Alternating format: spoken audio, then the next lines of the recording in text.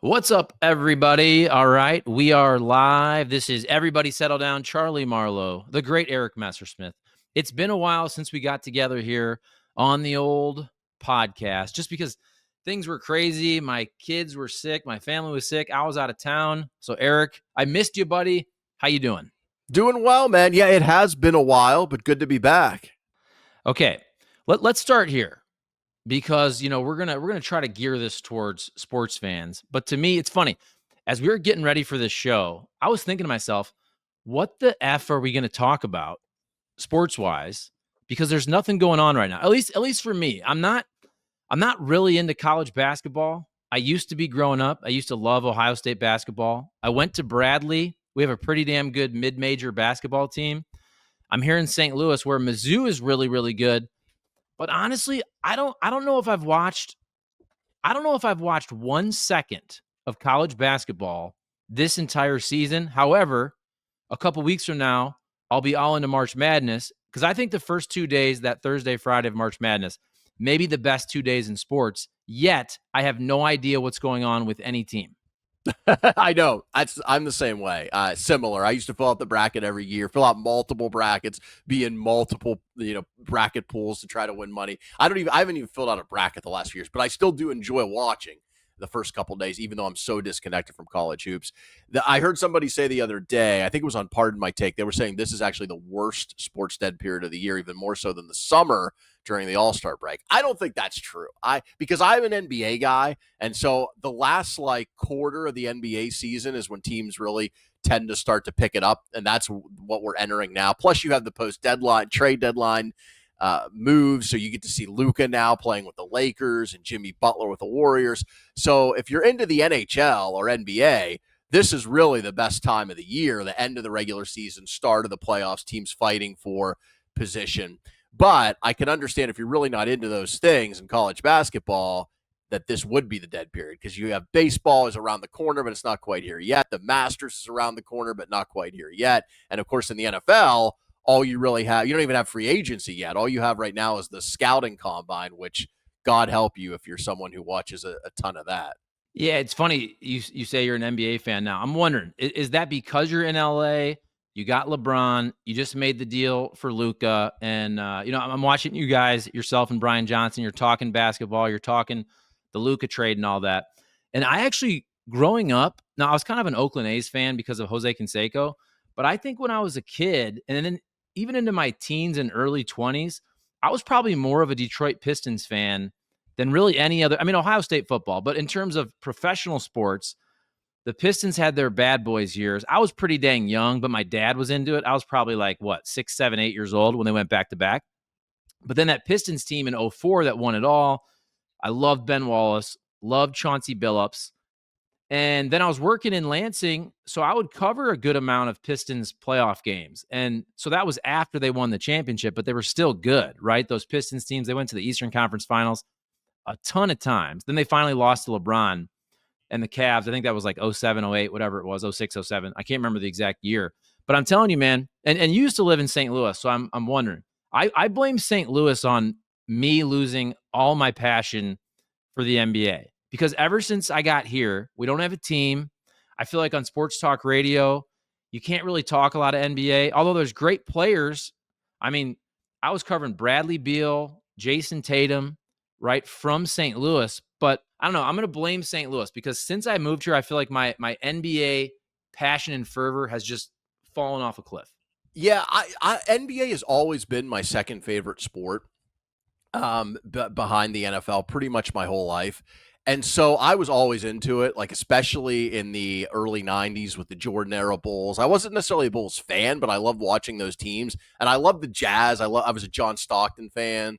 I love the whole original Dream Team. By the way, great documentary on Max right now about the game the Dream Team lost in '92 in a scrimmage to the college All-Stars, which was like Grant Hill and Bobby Hurley, Jamal Mashburn. It was an incredible team. Mm-hmm.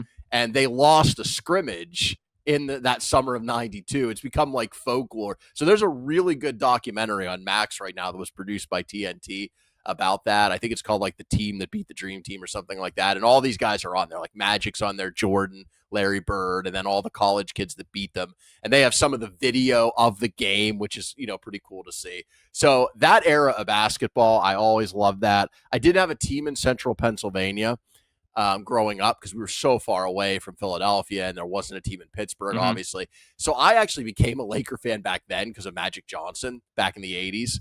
And so I always kind of was a casual Laker fan, not hardcore. But yeah, so now being out here in LA, I get to watch a good many of the games. And I don't watch a ton of regular season NBA, but when I do, it's usually about this time of year. I start watching more games, and then I really get into the playoffs because it's just like so many other sports. The season's just so long.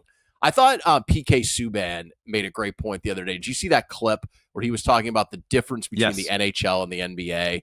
And he was saying that the reason that the NBA doesn't have what the NHL has in terms of engagement is because of the fact that you have to play hard in hockey all the time. You have to give it basically 100% effort or close to it throughout even the regular season games because there's so much physicality, and it's what the fans have come to expect. Where in the NBA, I think the NBA thing about guys taking time off is a little bit overblown. I mean, if you watch night in and night out, the guys who are out there generally are trying pretty hard, but there is no doubt about it that the level goes way up, especially on the defensive end when you get into the playoffs, for sure.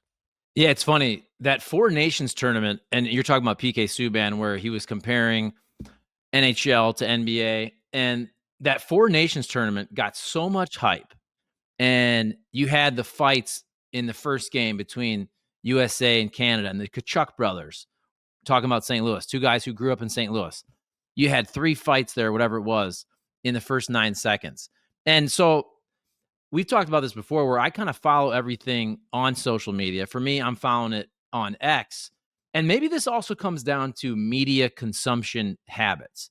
Because when I say that I don't watch a second of college basketball or NBA or even this Four Nations tournament, right? Like I didn't watch 1 second of the tournament on TV, but I feel like I'm able to consume it through clips on X enough where I get the gist of it, right? So I guess I can't say that my sports fandom has totally fallen off because I am watching a lot of it on X, and I think maybe that gets into a larger conversation about how we consume sports. Because for me, that's enough. Like for a lot of this stuff, I'll watch the big stuff. Of course, I'm going to watch the Super Bowl. I'm going to watch the NCAA tournament. But for some of this stuff, like it's enough for me to watch the highlights on X, right? To watch just the goals, just the big dunks, just the fights, and to watch it in little 20-second or 1-minute clips. I don't feel like I really have to watch, I don't even want to say the full games, really any of the games. I don't know. What do you think? I think our attention spans changing as human beings is like, we talk about a lot, but I think it's one of the underrated things we talk about in general. I just saw a story the other day that people are not reading. Book reading is down like 30%. And even really successful college students are having trouble finishing books. And I think the same thing applies to even visual media as well. I think the internet has, particularly social media, the clips, the algorithms, has changed our attention spans. I see it with myself, and I didn't even grow up with it, obviously, like kids today do, where they don't know anything other than that. I grew up where you actually had to read a book or you had to sit down and watch a show at a certain time or try to figure out how to work your VCR to record it. So it really is strange how that has changed so much. And I think sports leagues are trying to adapt to it. Obviously, I think baseball has been the biggest adapter with the pretty dramatic rule changes that they've implemented over the last few years, mainly with the pitch clock, but other things as well, to try to speed up the game and eliminate dead time. Because you're right, I just don't have the same bandwidth to sit, and some of that obviously is time as you get older and you have a family, more responsibility, but it's not all time. Some of it is just, even when I have time, I choose to not sit and watch games for the most part, but I really am interested in knowing what's going on. So I want to see some scores. I want to see the standings. I want to know the big storylines, but to sit through a 2 or 3 hour game, I think that is going the way of like the horse and buggy. I mean, I really do. Like I just think people just don't have that attention span. They come in and out unless it's really big events, like you were saying, like the Four Nations event, right? You get something like that. The ratings were huge just for that U.S. Canada final. That was a really special event. And I think that is what sports leagues need to capture. Like the NHL, think about it. They used to have an all-star game where people did not play hard. There was no checking. It was nothing like regular hockey. And which, it's fine. It was a weekend to celebrate the sport. You had the skills competition, but you took that away and you replaced it with an event where the very best players in the world were playing their absolute hardest with, as you said, fighting, checking, real stakes. That was a brilliant move by hockey. The NBA did something somewhat similar with their NBA Cup. Obviously, it's a much lesser version, but they took something which was fairly meaningless regular season games and turned it into a chance to compete for a trophy, a championship. And guys did, to some degree, take that seriously. They wanted to win that. I'm not saying it's like the NBA playoffs, but it was a lot more than your typical October, November, December games for those kind of play-in games and the games in the in-season tournament. So I think that's what sports generally needs to do. You need more big events. Soccer is really good at this. They have all kind, they got the Champions League and you got your club team, and you need more events, and then you also need to speed up the pace. And baseball really, I think, got ahead of the curve. They needed to, because baseball, there's so much dead time. But I think other sports as well. Like I heard Adam Silver the other day talk about shortening the games to 10-minute quarters instead of 12-minute quarters, trying to fit it into a 2-hour window was what he was talking about, because he knows people just have trouble sitting there for long periods of time. It's not just you. I think it's everybody. And I think it's worse for people the younger that they are. And I think sports leagues are like the NFL will be fine, because that's become kind of a cultural institution and there's so much scarcity with only one game a week. But for these leagues that play a lot of games, baseball, basketball, hockey, I think you do need more kind of gimmicky in-season events. And also you need to find a way to increase the pace and try to, as much as possible, eliminate the dead time, because people will just watch highlights now. It's so accessible and so easy to find. It's funny you mentioned the NBA All-Star Weekend, and there's a good example. And maybe I'm not the best example to bring this up, because again, I'm not watching a lot of really anything. But as a kid, I remember NBA All-Star Weekend was freaking must-see TV, right? 3-point contest. And I'm like, what, 42? So I guess I was after like the Larry Bird years, but remember Craig Hodges won it, I think 3 years in a row. But then the dunk contest. And I don't even know if I was old enough when Jordan was in the dunk contest. Like I remember watching the highlights, but Dominique Wilkins, Spud Webb, that was a little before my time. But Vince Carter, I guess that would have been, I'm probably like a teenager, early 20s. But even some of the dudes who were kind of no names, right? Remember Harold Miner, Baby Jordan? You had Sean Kemp, I feel like, in some of those dunk contests. I'm trying to think some of these names off the top of my head. Who was the dude from UNLV who was really good? He played for the Lakers back in the day. I'll think of the name. But anyway. I know who you're talking about. I'm not thinking, Nick Van Exel was Cincinnati. Whoever the dude was. But anyway, I'll think of it. I'll look it up when I'm done talking here. But like I saw the dunk contest. There were some sweet dunks this year, but this Mac McClung guy, right? He's not even in the NBA, right? He's like a G League guy. And I know some of the bigger players are like, okay, if this Mac McClung is going to win the dunk contest every year, I'm going to have to like join in. I do think you need some star power there, right? You need, whether it's Ja Morant, I think he tweeted he might do it. Like every once in a while, you need to have some stars. Like Dwight Howard was in it when he was a star with the Superman back in the day, right? Like, don't get me wrong. I have all the respect in the world for Matt McClung or Mac, whatever. I don't even know his name, right? I don't even know who he is. He's a great dunker, but like, I don't think Mac or Matt McClung should be your 3-time dunk champion. And you have to bring a dude basically out of the G League to win your contest. Like that wasn't how it was in the 80s and 90s when I was watching. I love how you said, I have all the respect in the world for him, but then you didn't know what his name was. And I don't know Mac either. or Matt, I'm whatever. not I think sure. it's Mac. It's one of those. Yeah. But no, you're right. Losing the stars was a big part of it. But also, think about that event and what I was talking about earlier. 25 years ago, if you wanted to see the dunk contest, you had to either watch it live or you had to watch a highlight show at a specific time to see what happened.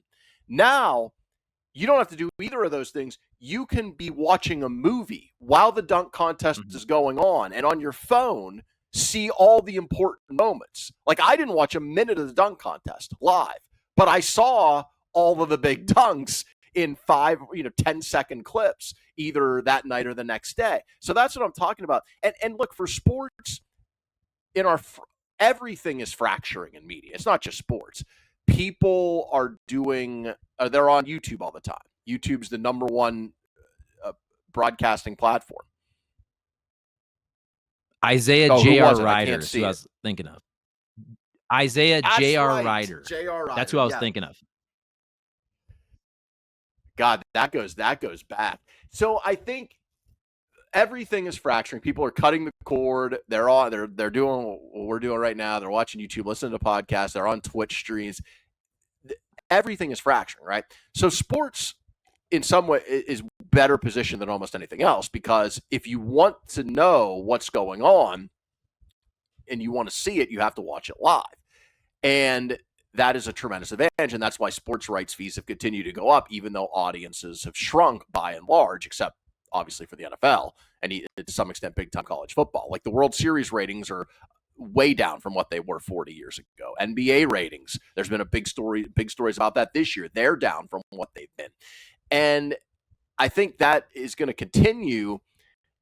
And to some extent, that's okay, because you're still going to have your hardcores who are going to pay a certain amount, right? Like, baseball is going through this right now, losing their regional sports networks. A lot of them, I know in St. Louis, where you are, the Cardinals are going to offer a direct-to-consumer option. You pay a monthly fee, you get to watch the games. There's going to be a lot of people that pay the money for those in markets all over the country. But it's probably not going to be as much as some of the big TV deals you had before. And so these sports networks have kind of had the golden goose for a long time, because while people were cutting the cord and canceling their cable subscriptions and everything was losing audience, the one thing that was still watched in pretty big numbers and making money was sports. And that is certainly true still of the NFL. If you look at like the 100 most watched programs in a given year, more than half of them are NFL games. A huge percentage of them are games in the NFL. So the NFL's on an island by itself, but all the other sports basically are now kind of in a similar situation where the audience is becoming so fragmented. It doesn't mean they're going to like go out of business. They're still going to have a big source of revenue. But if they want it to be these kind of ever-increasing massive TV deals that we've been seeing, then they're going to have to come up with something different. They're going to have to come up with things like the Four Nations Cup. The NBA, you mentioned how All-Star Weekend used to be special. It hasn't been special in a very long time.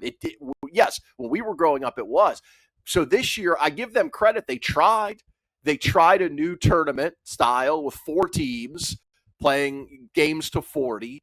And it was a little bit better. I didn't watch a lot of it from what I saw, but it wasn't dramatically better. I think they need to go to U.S. versus international. Yes. Kind of like similar to what the Four Nations does, or do something really radical and do like 3-on-3 tournaments where guys really kind of have to play hard because there's only 6 guys out on the floor. Like the WNBA players are doing this in the off season. They have a 3-on-3 league in Florida that's gotten some pretty good reviews. You could do something like that. But the point is, you have to think outside the box. And I know that a lot of old school people don't like that, and they want things to be the way they've always been. I mean, you saw that with baseball. The opposition to the pitch clock was so intense for so long. Mm-hmm. And then what happened? We saw it in practice, and we were like, oh, yeah, this makes sense. And, yeah, for a couple months, you had some people bitching about it. You had a lot more infractions early on where people were getting used to it. But then eventually it just became part of the game. And now I think most people watching on TV, I think, appreciate it. Now, if you're in the stadium, that's a little different. You're in the stadium, you don't mind that the game goes on for 3 or 3.5 hours because you've probably blocked out your day anyway, and you're there to enjoy the experience as well as the game, right? But if you're watching on TV, it's nice that the games are shorter. And so now I don't really hear people complaining about the pitch clock anymore. In just a couple of years, it's just become something we're like, oh, yeah, okay, that makes sense. Why didn't we do that earlier, right? And I think that's credit Rob Manfred. I know he's taken a lot of shit for a lot of things, but credit him for that, for pushing through these kind of reforms to say, wait, we can't keep doing it the way we've always done, because it's not just the society it's changed, it's human beings have changed with our attention spans in a really short period of time, and it's not going back to the way it was before. Yeah, it's funny. I was going to bring up the potentially the U.S. versus the world in basketball, and I was talking about this on X with Kenny Wallace, who I do all the NASCAR stuff with, in terms of people were trying to basically try to replicate the Four Nations, right? Because the NASCAR All-Star event, how could you do that? I was thinking, and I'd have to break down the drivers. There's about 40 drivers, but could you do like the South versus the rest of the country and world, right? That's got to be close to 50-50. You could kind of drum up some regional. You could even go like, kind of play off some Civil War type stuff, drum it up there. I think you could do that. But the NBA thing, so I saw people that know way more than me talking about this on the NBA. And apparently, and I don't remember who tweeted this, so I apologize. But apparently that's been discussed, and U.S. players, some of the big ones, I don't know, maybe aren't a big fan of that because they think the United States team would get worked. And you know the NBA better than me, but off the top of my head, the international team, we kind of started this podcast. You were talking about the Dream Team. Well, back in the day, the Dream Team was beating freaking everybody by 50, right? In 1992. And then a couple years later, a couple Olympics later, we didn't even win the gold medal. And now, just off the top of my head, the international team would have Jokic, Giannis, Luka. Who am I missing? There's probably a bunch more, but like that's a pretty damn good team. But Victor that would be a fun game to watch. Although he's hurt now. now. Wemby. Yeah, Wemby. He wasn't hurt then, so that team would, that starting five, Shai Gilgeous-Alexander from Canada, he might win the MVP. I mean, they would be absolutely loaded in terms of their starters. Now, the Americans have more depth. That's kind of the rub, is the American players make up roughly 70% of the league. So if you if you change that format, you would be giving half of the all-star slots to players that represent 30% of the league. So it wouldn't be exactly quote-unquote fair. But my point is, who cares? It's an all-star game. It's, as long as it's generally fair, right? That's the important thing, where the best players are getting. Like all-star snubs in the grand scheme of things, not that big of a deal. What is important is making sure your fans and your audience are happy and putting out a product that you can be proud of. And everyone agrees the All-Star Game product has been such a joke for so long that they literally are trying to do anything they can. So the fact that it wouldn't be quite quote unquote fair, who cares? I think it would be more exciting and it would be more interesting, and teams would actually have something to play for. The international guys would be playing hard, and that would make the American guys, I think, play hard, because they would see like, oh man, these guys are taking it seriously and they're probably better than us. So at least in the starting five, I mean, that international starting five would be really good, especially because a lot of the good American players are aging. LeBron, Curry, KD, and they're good younger American players too. So it would not be a blowout by any means. You got Booker and Tatum. So the Americans, I think could definitely hold their own, but it would be a new wrinkle and it would be exciting. And I would like to see it. I hope they do that. They need to do something because it just isn't working. What's the baseball talk out there in Hollywood? The Dodgers win the World Series. They won it during the COVID year, but it was kind of like the asterisk in the COVID year. They get to the World Series every year. They finally win it. And they're just, I don't want to say they're buying everybody, but they kind of are. You got the Mets, the Dodgers going out there spending a ton of money, which that doesn't really bother me. Here I am in St. Louis. Cardinal fans are at a pretty low point. They thought Nolan Arenado would be traded. He hasn't been. I don't think he's going to at this point. And, the Cardinals basically didn't sign anybody this whole offseason. So out there in Dodger Town, are they still kind of riding the wave of the World Series? Or is it now? I don't know what the pressure is, but it's like when you spend that much money, what do you think the pressure or the expectation for the Dodgers? And I'm talking about realistically. Like realistically, you can't say we're going to win the World Series every single year. But do you feel like the Dodgers at this point, with the way they're spending, do they have to make it to at least the NLCS? Do they have to make it to a World Series? I saw the over under win total for them was something like 103 and a half, right? Something crazy like that. I mean, that's for a preseason win total. Like that's insane. I'd probably take the under just based on some injuries, maybe. But Otani's back pitching this year, so like maybe. I mean, they could win 115 games if they stayed healthy. Like that's not out of the question. Oh yeah, and it's really, I think the expectations are sky high, and anything less than probably a World Series appearance would be a disappointment, which is crazy to say because baseball's so random, especially in the postseason. I think baseball is potentially in trouble with this spending spree that the Dodgers and a few other teams are on. I really do. I think it's not hit critical mass yet, but it could. I mean, look, baseball's been the sport of the big ones that's never had the salary cap, and it's worked for them by and large, with parity still being pretty strong despite that. If you look at the number of teams that make the playoffs, that have made the championship in recent years of all the major pro sports, it's pretty similar. And baseball is the outlier there because the NHL and the NFL both have hard salary caps. The NBA has a soft salary cap, but it still constrains spending to a large degree. So the MLB is an outlier there, but yet they've managed to have pretty good competitive balance. And I think a lot of that is because of what you were saying. There's so many injuries in baseball, especially with pitching, and baseball is so random, or has been, in the postseason, where the 88 win team can. It's not a shocker if they beat a 100-win team in a playoff series, short series, anything can happen. But I think at least last year, you had the Dodgers and Yankees, two of the big spenders, make it. We'll see what happens again this year. But I think the money has gotten so big.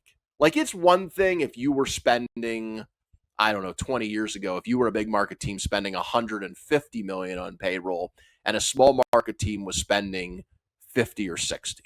Like, that's an advantage. But now the small market teams are still spending 50, 60, 80 million. And the Yankees, and especially the Dodgers, they're at what, like 350 this year? I mean, it's absurd. They got two of the biggest free agents from Japan, won the bidding this offseason. They've got like 7 potential frontline MLB starters on this roster. Now that Otani's back, they are just absolutely loaded. Now, again, does that guarantee a World Series? Of course not. It never does. You have to see if you stay healthy, how guys mesh, but short series, anything can happen. But we're headed in a bad direction. I mean, baseball benefited for a long time because a lot of the teams that had a lot of money either didn't want to spend it, or they spent it very poorly when they were mismanaged. Mm-hmm. The Dodgers have gotten their ship right? They had an ownership issue where their owner was in a financial straitjacket for a while, so they weren't really able to spend the kind of money that they could have. Obviously, that's cleared now. The Mets, they are starting to not only spend, but they look like they're starting to know what they're doing, and the Yankees as well. So I think it's not going to be fun if the same teams, if it's the Phillies, the Dodgers, the Yankees, the Mets, pretty much every year for a while, right? That's not going to be a fun world, and we're not there yet. It's been a year or two where we've seen that, so anything can happen. But the gap is getting bigger and bigger and bigger. And I talked about the TV money earlier. Remember, unlike, say, the NFL, where they get a huge chunk of their money for each team through a national TV deal where they're all equal partners together, it's completely different in baseball. Baseball's model is a fairly small national TV deal. I mean, you saw the news, ESPN just canceled their deal with MLB. They just said, we're out. So MLB still has Fox, which is its primary partner, but their money was made, a lot of it, through ticket sales and through local TV deals. And they were making a ton of money on these regional sports networks. But now that model is falling apart.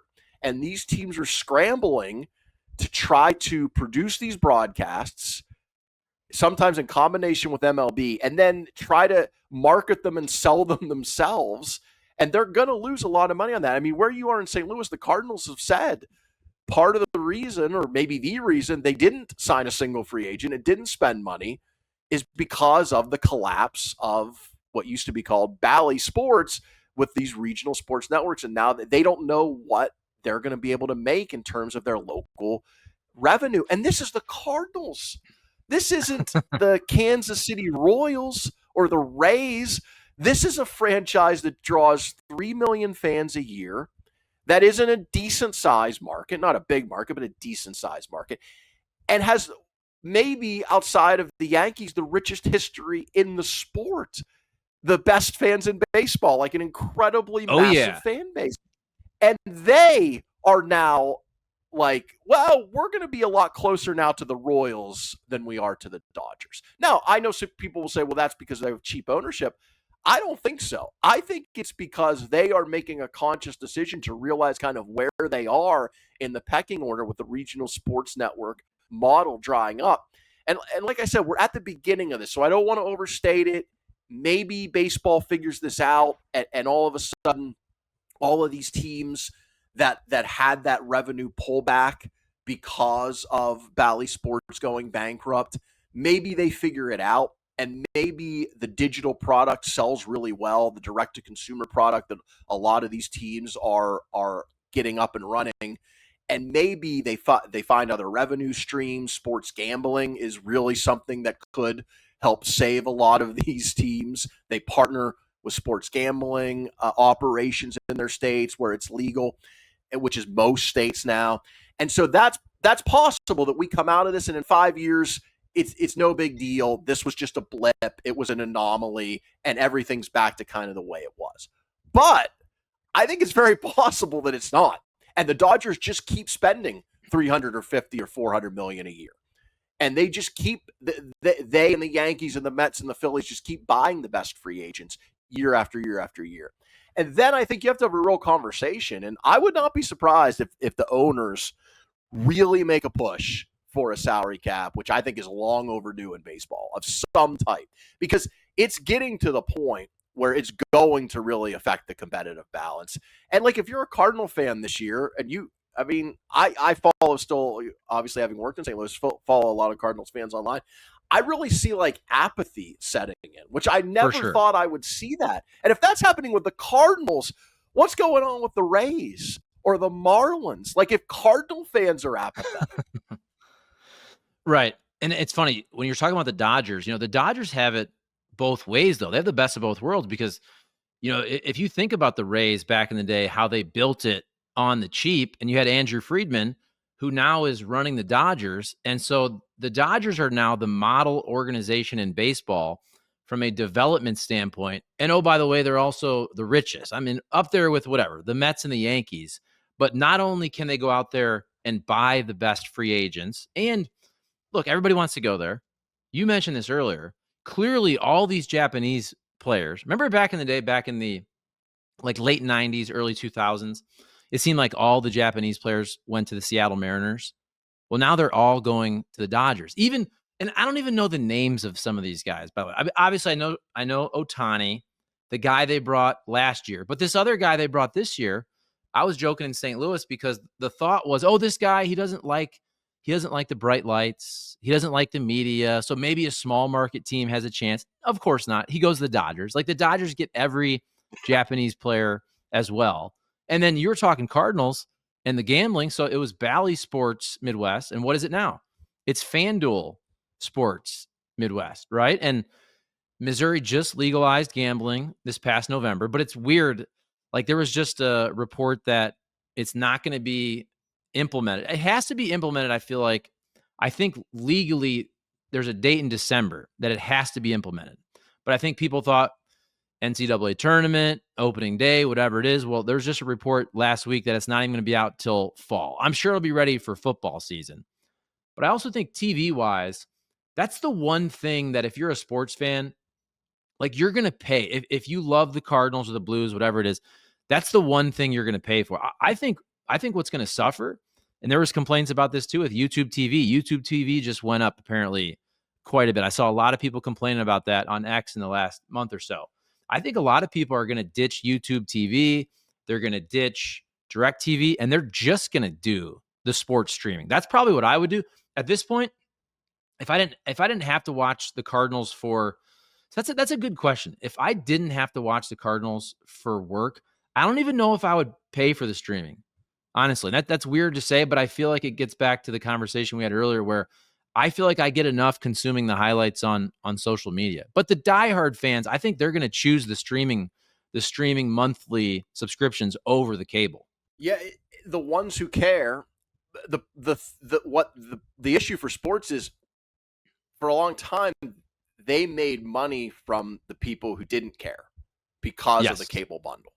Yep. And so that's what happened with ESPN. I mean, ESPN was printing money for Disney for a long time, and now that's happening less and less to the point now where they're trying to potentially maybe sell it or spin it off because they see what's already happened with cord cutting and what the future is, because every person who was subscribing to that bundle was paying for ESPN. They were, even if they never watched it, they were paying for Bally sports channels, even if they never watched them. And now that's not happening.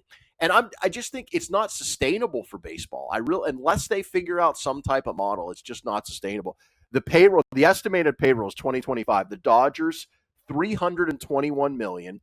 The Mets, $315. The Phillies, $279.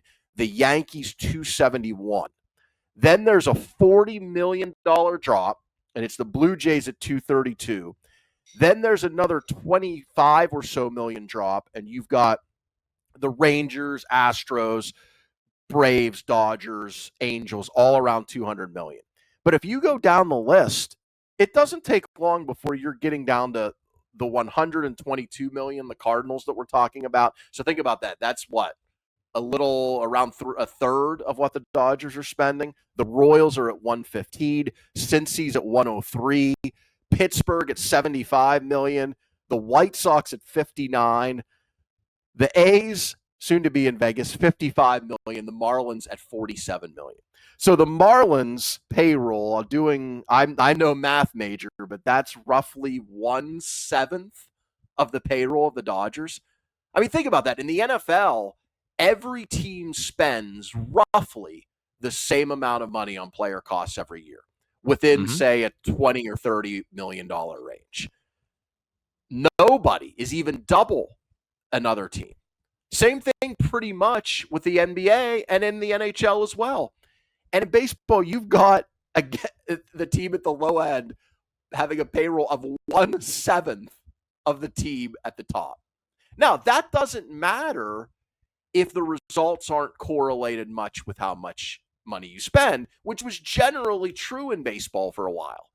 I mean, I remember when I was a big baseball fan in the early 90s, the Mets were the story. They were spending all this money, like Bobby Bonilla, bringing in these guys, and they sucked. And people were like, oh, see, money doesn't matter. Well, it didn't matter because they were stupid about it, and the money amounts we were talking about were small. Nobody had a payroll 7 times another team.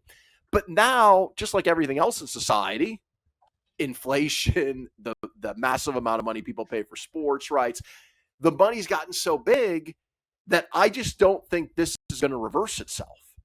And so I think the problem becomes, if more and more and more, the money gap is bigger and bigger and bigger, and the correlation with winning becomes more and more, then teams at the bottom end and their fans are just going to be like, yeah, I don't really care as much. And so baseball this is like an existential thing, I think, for baseball. And I think the owners know that, and I think they'll fight. I think they'll fight for a salary cap. They've never been able to do it before. The players' union in baseball has been too strong. And I mean, hell, remember the 94 season when they lost the whole season basically because of trying to institute a salary cap. So we'll see. I think in terms of the media model, what would be best for baseball is if they could just take control of everybody's sports rights. And I think this is what they would like to see happen, and kind of what they're trying to do as the Bally Sports, Diamond Sports, whatever it's called now, goes through the bankruptcy process. And I'm sure they would love to have like a centralized hub on MLB.com where you could go and any fan in the country could buy not just a package of their team's games, they could buy a single game, any night. Why not? I mean, think about it. Like, we live in a world. Why would it be so crazy if I wanted to watch the Yankees play the Mets tonight and it wasn't on national TV and I lived in Texas? Why can't I go to MLB.com and buy that game for $10? Well, the reason I can't is because the MLB doesn't control the media rights. But if they did, they could do that. They could sell individual games. They could sell certain packages and then split that revenue among the teams. But in order to do that, you have to get the teams to buy in. And right now, the Yankees have their own network. They have Yes Network. They don't care about what's going on with Diamond Sports because they never had a regional network owned by somebody else. They just own it themselves, and they print money from it. The Dodgers have a similar situation out here. So again, it's the haves and haves not. These teams that have their own sports networks or investors in their own sports networks, they don't want to share with Major League Baseball or with anybody else. They just want to keep the revenue for themselves. And these teams in the lower and middle tier, they've got to band together and be like, wait a minute, we're in this together. Like, the theory of having salary constraint in sports is it's not the same thing as a private business. It's like AT&T doesn't care if Verizon sucks and goes out of business. They're happy about it. But if the Pirates are awful and go out and are essentially out of business because they can't field a competitive team, that hurts the Mets. That hurts the Phillies because they're playing those teams. And if those teams are always terrible, the sport overall is hurt because they're all in it together. They've got to sell the sport as a whole. And I think that is more and more what we're seeing in baseball. And I'm worried about it. Like, I would be really worried about it if I were an executive in MLB right now, in terms of looking down the horizon at the competition you're facing from all these other sports leagues going forward for eyeballs, when you don't have the automatic, oh, people will just subscribe to the bundle. The money train will just keep coming. Well, that's not, that world is, it's not quite gone yet, but it's going to be gone soon. It's quickly disappearing. Yeah, kind of staying in the sports realm, but also entertainment. So Gene Hackman passes away, 95 years old. And there's some potential controversy around his death and his wife and a dog also, which I don't even know what's going on. But when I'm just thinking Gene Hackman, I start to think of the movies that I really like of Gene Hackman. And then I'm going through it here. I got it on my phone. And like, his catalog is insane. And I was born in 1982. He had a whole career of amazing movies before I was even born, right? French Connection, or then when I was really little. But then when I knew what movies were, let's say in the late 80s, early 90s, he had another ridiculously amazing career. And so again, because we're talking sports, Normandale, Hoosiers, people obviously remember that. Remember, he was also the football coach in The Replacements. Now, I'm not putting The Replacements up there with Hoosiers, but that was that, Keanu Reeves movie. And it's funny how we remember movies too, because when I was thinking of Gene Hackman, I'm like, okay, that movie with him and Will Smith, which was really good about spying, and it's called Enemy of the State. And then the other one I was thinking of, because, I really watched a lot of movies early to mid 90s. I was thinking, Gene Hackman, I was like, he was so good in Maverick as Mel Gibson's dad. And then I'm looking through his catalog and I'm thinking, well, why am I not seeing that? Well, it was James Garner. But I was convinced in my brain that it was Gene Hackman. You know what I'm saying? I'm like, he was definitely in Maverick. It was James Garner. But like Lex Luthor, Superman, obviously Behind Enemy Lines. And some of these movies I haven't even seen, like Royal Tenenbaums is a movie that people love. I've never seen that movie. But, I mean, Get Shorty, Wyatt Earp, Unforgiven, Mississippi Burning. I already mentioned Hoosiers. I mean, this dude had an unbelievable career. And it's one of those, like, you knew he was a great actor, but then when you go through and you look at all the movies he was in, it's got to be up there with the dude who's in like the most best movies of all time. Oh yeah, he was great. And he was and the actors love him. He was like the actor's actor because he didn't look like a leading man. Right. But he was, because of his talent and ability in a lot of movies, and he played a lot of supporting characters too. But the thing that I will always think about with Gene Hackman is the range. like the Royal Tenenbaums, but then back in the day, Bonnie and Clyde. Like the length of the Yeah. career that he had. I've never seen The French Connection, but a lot of people say that's his best movie. I'm going to actually check that out. I'm going to put that on my list now. So many incredible movies that he was in. The Firm. You mentioned Hoosiers, like an iconic movie. I saw the story the other day. This is great. So he did Crimson Tide with Denzel Washington. Yeah. And there's a really tense scene where they're on the boat, they're on the submarine, and Hackman is supposed to hit him. Well, he actually did hit him, and he like bloodied his nose. He didn't mean to. He was going to do the fake punch, and they just went with it. And that's like two greats, just going with the flow. It's incredible how good he was. And how long that career was. I was thinking about kind of the people of that generation because he was in a lot of movies with some of those people. Like he was in Bonnie and Clyde with Robert Redford. But think about the people of that generation, kind of in their guys who were roughly in their 80s and 90s. You have him, you have Redford, De Niro, Nicholson, Dustin Hoffman. I mean, that was Michael Douglas. Is he alive still? Who's that? Michael Douglas. Michael Douglas is still alive. Yeah. I think he's slightly younger than those guys, but of a similar age. Like those guys, that group of actors were in some of the most iconic films of the last, 70 years. And they were movie stars. And we really don't have younger like movie stars today. Again, we talk about the fractured media landscape. Who is a legitimate movie star under the age of, say, 50 or 40, who you think, oh, yeah, that guy's going to be an all-time great? For guys, for dudes? Yeah. Are there any? I mean, think about this group of people. You had Hackman, Redford, Dustin Hoffman, Harrison Ford, Pacino, De Niro, all of them from a similar generation, and all of them were massive stars before they were 40 years old. They were in huge movies and became big movie stars before they hit 40. Now, like, who's the greatest male movie star or even female movie star in America right now that is actively working, that isn't like an older person who just does a movie here or there? Okay, Ryan Reynolds, maybe? Yeah, the first name that came to mind, I don't know how old he is. He's got to be. Well, I was thinking of The Rock. And I'm just talking about like box. Now, we started this talking about Gene Hackman, which is more of like a classical actor, right? When I think of The Rock, I think more of just like a box office summer blockbuster type guy. And I think what's changed the game for that for me, and again, I don't really watch any movies at the theater. I'll watch stuff on streaming and all that. But these comic book movies, right? Like I'm guessing it's probably Robert Downey Jr. in terms of box office, or Chris Pratt, or whoever. Like these dudes who are in all these Marvel comic movies. Chris Evans, right? They're probably the biggest movie stars now. I don't really watch those movies.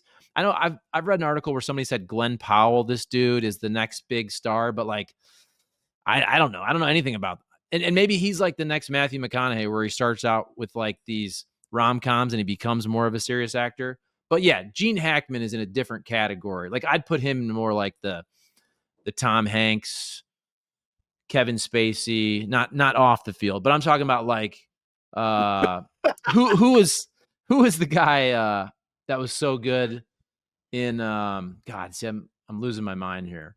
In Gangs of New York. Be careful. The guy who he's kind of retired. It's not DiCaprio's in it, but that's not who you're thinking of. It's Daniel Day-Lewis. Daniel Day-Lewis is probably the greatest like living actor who's still working regularly.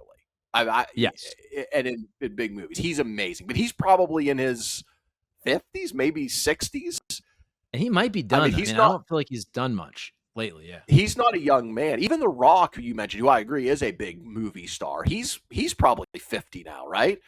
I bet. Tom Cruise, I think, in his 60s. Those are movie stars, but who's the younger? Is it Zac Efron? Maybe. You mentioned Glenn Powell. I don't know. I'm sure people will arise, and there are probably younger people who are in like their 20s and 30s that would be like, oh, of course it's Timothée Chalamet or whoever, Sure. But I'm saying my standard isn't okay. Who's like hot and popular in the moment? My standard is if you asked a cross section of 100 people, who do you know who this person is, and can you name it like a movie they are in? And you went back in time, people could do that with a lot of actors, I think, back in the day, right? Like I think people knew, even if they weren't, they knew who Harrison Ford was, right? They knew who Dustin Sure. Hoffman was and Robert Redford. I'm talking about huge majorities of people. I don't think huge majorities of people know who Glenn Powell or Timothy Chalamet are, or they might know the name, but maybe couldn't place them in a movie, right? Especially if they're older. So I just think that kind of times have changed in that regard, and movies just don't have the same cachet as they used to. I think that's what it comes down to. Theater attendance isn't what it is. People used to go to the movies all the time, and theater attendance isn't what it used to be.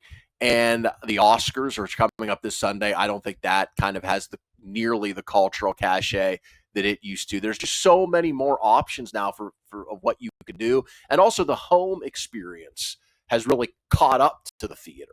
There used to be a pretty big gap between, you're watching your little TV with not great sound and going to the movies. It was a big thing. Now everybody has these 65, 70-inch TVs. You've got Super HD and 4K, and you can order basically any movie that's ever been made, and you can watch it anytime you want. And so I just think the experience of going to the theater, watching movies, that cultural experience isn't what it used to be. And also TV, I think in terms of cultural quality from the visual medium, has kind of overtaken movies. Like the biggest video entertainment products now typically are TV shows. We talk about them more. The budgets are bigger. When I was younger, the best people in film, by and large, worked in film. They didn't work in television unless they were And doing like only guest film. appearances. And only film, right? You wouldn't see big time stars on TV unless it was some kind of like stunt or guest appearance or something. Same thing a lot of times with the best directors and writers, and the biggest budgets were for film. And now that's changed. Right. That's what I was going to bring up. Back in the day, if you were a movie star, the only time you saw those dudes or gals were at the movies. You'd have to go to the movies to see them. And they didn't do TV. They didn't have social media, and they didn't do commercials. It was almost in a way, right? It was the big screen and the silver screen. Like, okay, you could be a TV star, but you weren't as big as a movie star, right? You were kind of looked down upon if you did commercials. That is not the case anymore. I mean, the biggest movie stars on earth are doing Buick commercials, right? Or freaking cell phone commercials. And the other thing is, everything about them because they're all on social media, right? So there's no mystery where, I got to go see this movie. I never see this person. You could see this person tweeting or on Instagram 500 times a day, right? So that kind of mystique of being a big movie star, I think, has gone away as well. And you were bringing up the Oscars. I don't know if you have a list of movies. I'm trying to think of the last movie that I saw that was even in the Oscars realm. I think it was Green Book. Wasn't that about 5 years ago? I don't know if I've seen an Oscar quality. I've seen some kids movies. I don't know if I've seen an Oscar quality nominated movie in the last 5 years. Like, what are the ones this year that are up? I bet you I have. So I've always been a movie nerd, and so I was always the guy that tried to watch at least most of, if not all, the Best Picture nominees every year, and I kept that going up until the last couple of years, and now I've started to lose it and I think it's because of what we talked about. It's because of now I'm more into TV. Also, obviously, as you get older, have kids, you have less time. When I was younger, I would go to the movies probably 30, 40 times a year. Now we're going to go this Saturday. And that's the first time I've been to the movies in probably 2 years. So I just do not go anymore. But I'm going to see Anora, which is nominated for Best Picture. That, I believe, is the betting favorite right now to win. It won a lot of the other awards, so we'll see. So you have Anora, The Brutalist, A Complete Unknown, which is the Bob Dylan biopic, Conclave, which is the movie, the fictional account of picking a pope, Dune Part 2, this is the one I've actually seen, which I thought it was fine, but I'm Still Here, Nickel Boys, The Substance, I think that's the one with Demi Moore, Wicked, which is the I've heard of that. The Wizard of Oz prequel or sequel. I saw it on Broadway, the play, but I have not seen the movie. So the movie's nominated, and then Amelia Perez, which Okay. is I've not watched it. It's on Netflix. It's a kind of it's a musical that is pretty out there. I'll just leave it at that. I've seen clips. It's an interesting film. So that is your nominee list. So you have not seen any of those 10. You're 0 for 10. Not only that, the only one I'd heard of, well, I'd heard of Dune, and I've heard of Wicked because I feel like there's a lot of talk or controversy about Wicked. That's the only ones that I've heard of from that group. But again, like I'm not, Oh wow. and I don't get me wrong, I like movies. I love good, whatever you want to call it, TV content. And I feel like a lot of it now is on Netflix or HBO Max or whatever, Paramount Plus. Like I don't get me wrong, I love, and I'll binge watch a show. I got into The Night Agent, which season 1 was really good. Season 2, not as great. So I love watching good stuff, but I don't know. I feel like a lot of that artsy stuff, I'm not saying I don't like it, but I do think sometimes, like with the Oscars, they did get to a point where they were so celebrating, I feel like, the weirdness that they're kind of overlooking really good popcorn movies or even I'm not saying slapstick comedy, but I feel like every movie for a while there had to outdo themselves with being as weird as possible, right? Like it's more of a celebration of cinematography than it is. I just like really good characters, really good dialogue, and maybe I'm wrong. So this is a person who's I haven't even heard of these movies. I haven't even watched them. Maybe they're great. I don't know, but I feel like they did kind of get to a point 10 years ago. You know, the movie that I'm thinking about when I think of this is that Birdman movie. I hated Birdman. A bunch of people liked it, and I thought Really? they had a freaking drum beat in the background the whole time that was it made it that you couldn't like really focus. And I'm like, everything about that movie was a celebration of cinematography, and I just like really good dialogue between really good actors. That's what I like in movies. Well, I think you're right that it did get a little too elitist, but one of the things they tried to do is they expanded. It used to be just 5 Best Picture nominees, but they made it 10, and they clearly started in recent years putting in more of what you're talking about, like popcorn movies, like Dune Part 2. I mean, Dune Part 2 is fine. It made a lot of money. I thought it was decent. It is not a Best Picture quality movie, but it's in there. And last year was the perfect example because last year was the popcorn Oscars because the Barbie and Oppenheimer were both nominated for Okay. Best Picture, and they both made like a gazillion dollars. You didn't see Barbie or No. Oppenheimer? Okay, I did see Oppenheimer, and I liked it. I liked it a lot. Oh, Now I'm a history buff, so I did like Oppenheimer. Yes. but you didn't see Barbie? No, I would. I just never got around to it. I probably should because I hear it You was very should. controversial or culturally It's important or interesting. something. Yeah. A I'll lot, check a it out lot one of of these days. lot of anti-male sentiment in it, in that That's movie. what I A little like. bit too much for me. Yes, I know you. You're very much a feminist, and this was definitely the movie for you. Not very anti-toxic masculinity. I know Sure. you, so you would like that. But I'm going to see Nora and on Saturday. I'm excited actually because it's been so long since I've been to the movies.